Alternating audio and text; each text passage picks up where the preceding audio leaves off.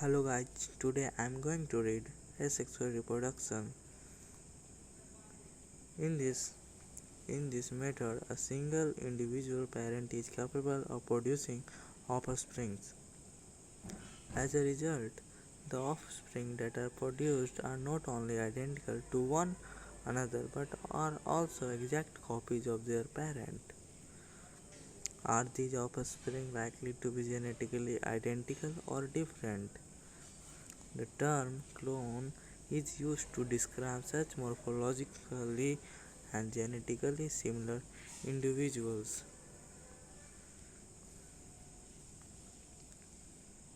Let us see how widespread asexual reproduction is among different groups of organisms.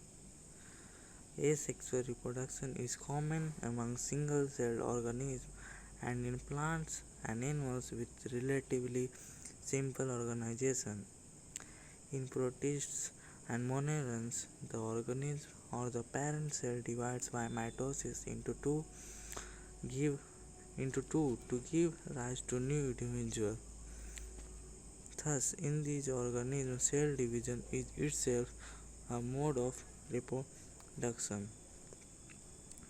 There are some examples of asexual reproduction. Asexual reproductive structures. First, zoospores of Chlamydomonas. B. Conidia of Penicillium. C. Birds in Hydra. And D. Gemmules in a sponge. Many single-celled organisms reproduce by binary fission, where a cell divides into two halves and each rapidly grows into an adult. Example: Amova paramecium. In yeast, the division is unequal and small buds are produced that remain attached initially to the parent cell, which eventually gets separated and mature into new yeast organism cells. Under unfavorable conditions, the amova withdraws its pseudopodia and secretes a three-layered hard covering or cyst around itself. This phenomenon is termed as incystation. When favorable conditions return, the incysted amova divides by multiple fissions and produces many minute amova or pseudopodiospores. The cyst wall bursts out and the spores are liberated in the surrounding of medium to grow up into many amova. This phenomenon is known as sporulation.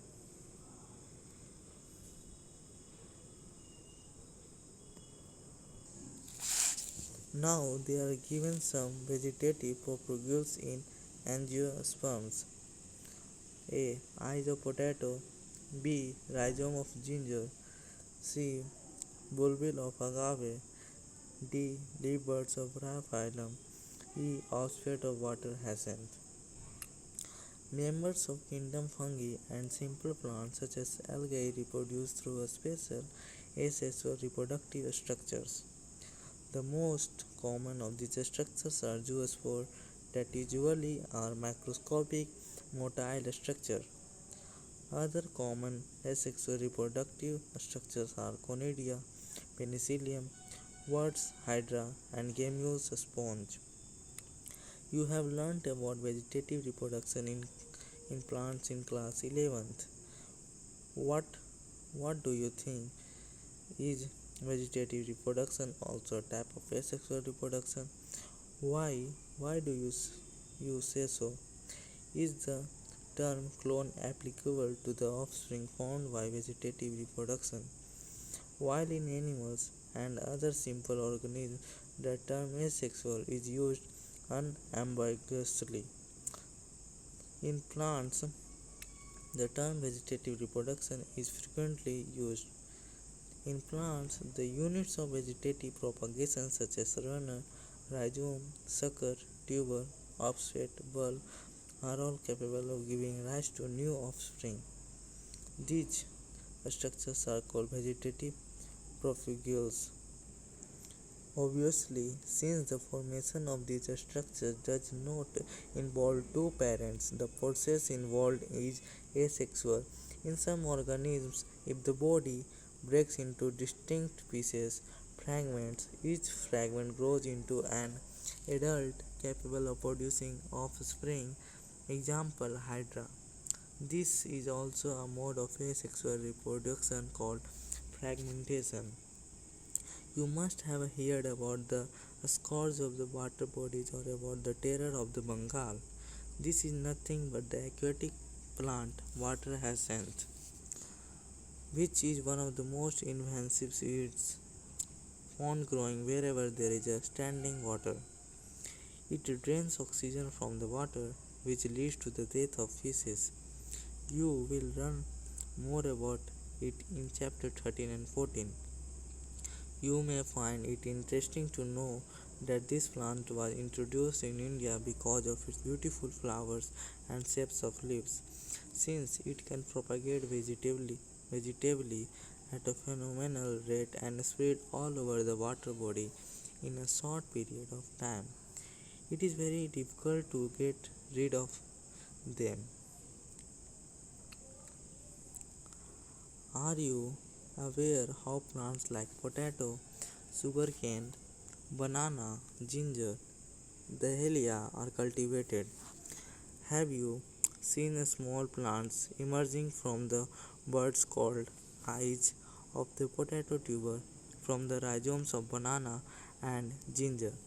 When you when you carefully try to determine the site of origin of the new plantlets in the plants listed above, you will notice that they invariably arise from the nodes present in the modified stems of these plants.